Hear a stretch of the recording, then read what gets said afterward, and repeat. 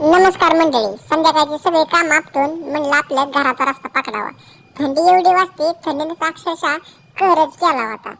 थंडी एवढी वाजत होती की माझ्या दोन्ही डोळ्यातून नदी व्हायला लागली होती. जाता जाता म्हणलं गाडी पण वाश करून जावाय, तर बावनं कुटाणा करून ठेवला.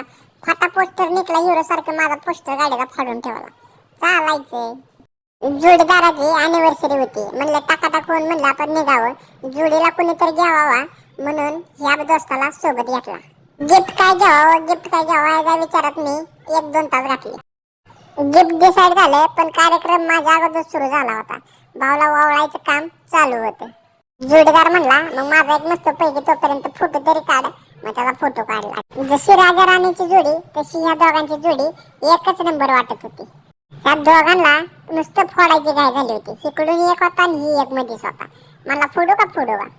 कार्यक्रमाची सुरुवात तर एकदम जोरदार झाली होती. मस्त डेकोरेशन केलं होतं माझ्या मित्रांनी.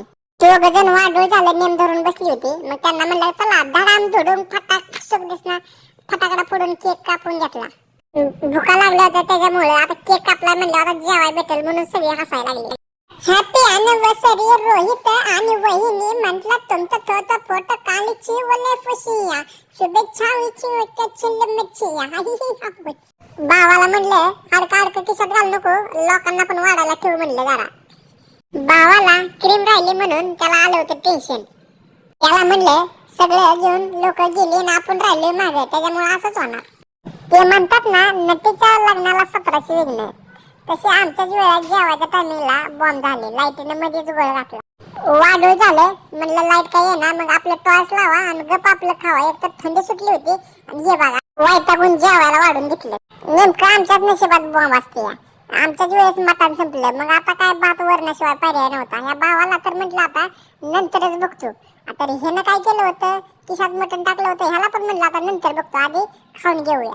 जेवण करून म्हटलं माझ्या नावाचं यश काढलं तर हे अशा प्रकारे यश दिसत होतं. लाईट नव्हती म्हणून कसं तरी टॉर्च मारून दाखवायचा प्रयत्न केला.